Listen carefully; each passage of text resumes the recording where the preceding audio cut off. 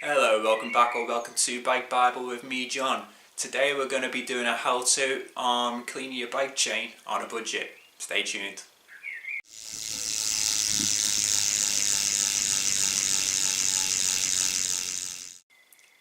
Hello, so today we're going to be doing a tutorial on how to clean your bike chain on a budget. Now, I won't go off into tangents too much. All I will say is chain degreaser is costly. You only get so much use of it before you have to go out and buy another can of the stuff. Unless you get it in a sale and you're working on your bike constantly, it can be quite costly.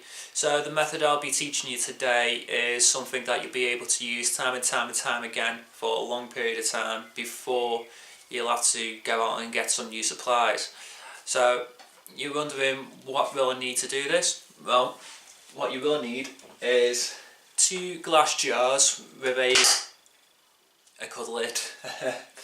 Also, you'll need some white spirit.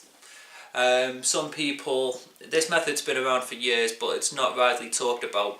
But you can use diesel as well, but I think white spirit is a little bit better, so that's what I'm recommending.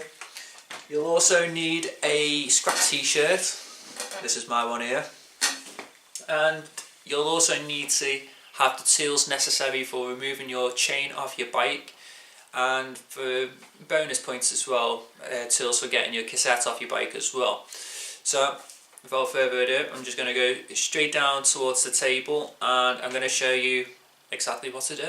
Okay, so I've got my chain off, as you can see here, and now I'm going to prep up what I'm going to be basically cleaning this up with. So I've got 2 jars here, and what I want to do with these is I want to fill them up about halfway with this white spirit. So I'm going to pour in around about a third to halfway of the jar with the white spirit for that one, and you'll see why soon enough why I'm using two jars as well. And I've got my second jar here, and I'm going to fill up roughly the same. There or thereabouts, that's fine. Oh, throw that on top of that. And I'm going to move this out of the way. Right, so first off, what I want to do, I've got 1 jar here with my white spirit inside of it, and what I'm going to do, with my chain compacted up so it fits in the jar, I'm going to throw that straight inside of there. I'm now going to seal this up. You can see how much of a bad state that chain was in, so that's going to change in a few moments. So I'm going to shake it.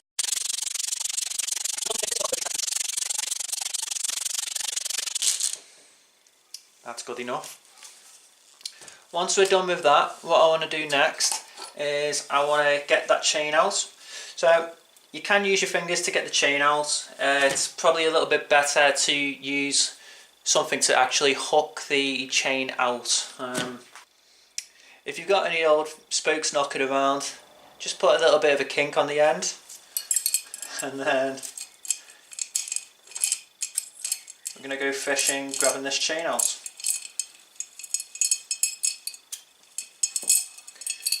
And as you can see already, it has improved the appearance of our chain quite a lot. Right, so next what we want to do now is we want to give this a good clean. Now, I said before we're going to use a rag, we still are. So I'm going to just quickly brush over this chain. If you've got a brush to do this with, that's even better. However, I would delegate the brush to be used only with chains in, if you continue to use this method. Reason being is you don't want that brush to be going on to any painted surfaces on your bike afterwards and potentially ruining the paintwork on your frame, or any parts for that matter.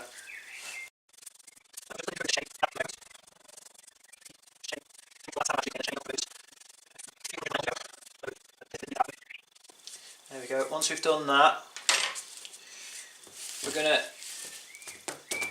just grab the chain again and just give it a quick brush through, but this time it's almost like you're forming a U shape with the chain. That's just going to get into the nooks and crannies of the links.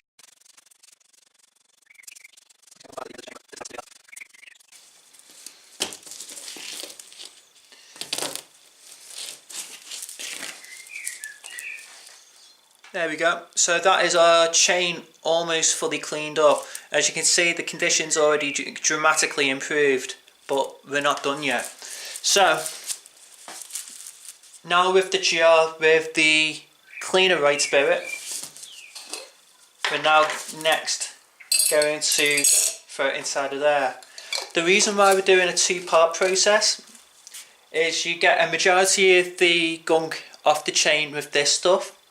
Once you've actually dried the chain off and or cleaned the chain with the cloth, we're putting it through here just to get any residue. I can't even say the word. Like any sort of residue, sort of left within the actual links, taken away with this. We're shaping it now again for about up to 30 seconds. There we go. So we've shaken that chain up quite a bit.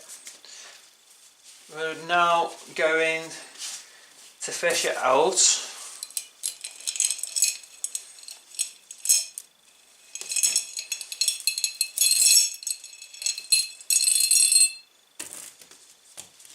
And give it one final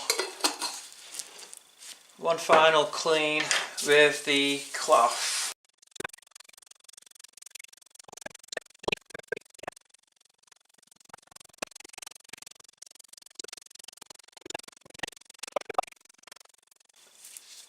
And that's looking a hell of a lot better. Hopefully you can see this on close up now. That's what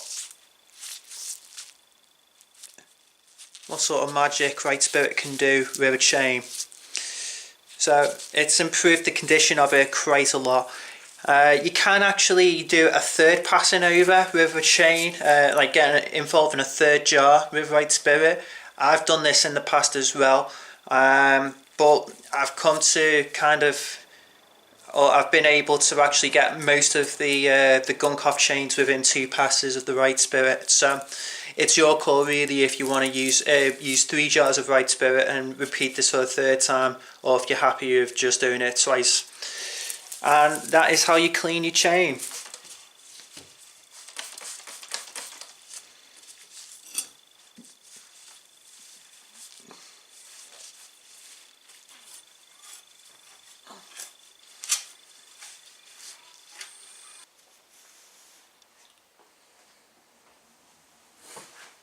And there you have it, folks. So that is how you clean your chain on a budget. Now the advantage, as I said in the beginning of this video, the advantages of doing this means that you can reuse the Right Spirit over and over. It's pretty cheap to obtain as well, and also I feel like it gets better results personally compared to chain degreasers, where you have to put quite a bit more effort into cleaning your chain cassette, chain rings, all that kind of stuff. You have to put a lot more effort into it.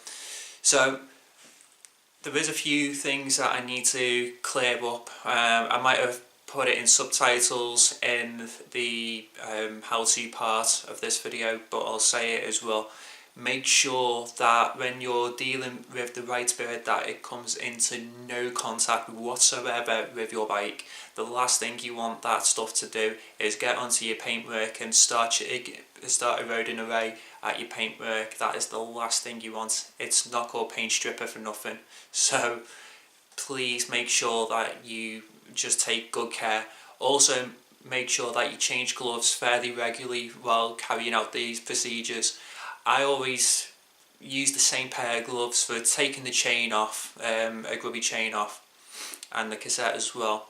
I'll use the gloves throughout actually cleaning the chain out, but when it comes to applying the chain back on, I will have a swap of gloves to reapply that chain onto the bike.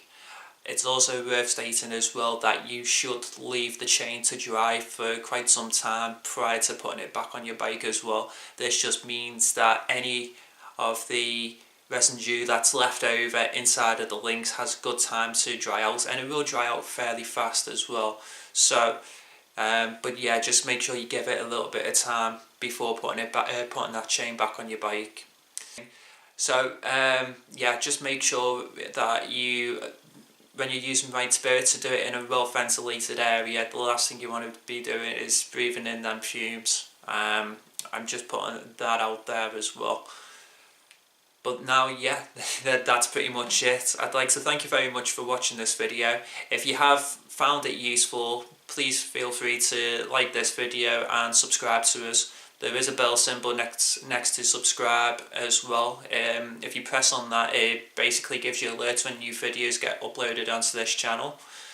Also going on somewhere around me is links to other social media that we're on as well. So we are on Facebook, where we have our group where many like thousands of like-minded cyclists all sharing tips amongst each other. Also a little bit of news and advocacy does go on there. You have a lot more news and advocacy going on Twitter as well. Also we've got Instagram as well for any flashy photos of bikes and stuff like that as well. And lastly, we've got our website as well. Now the website, we've got written reviews constantly going up, competitions, and also little deals as well on sales going on in various places as well. I'd like to thank you very much for watching this video. Hopefully you found it useful, and yeah, have a good one. I've been John of Bike Bible.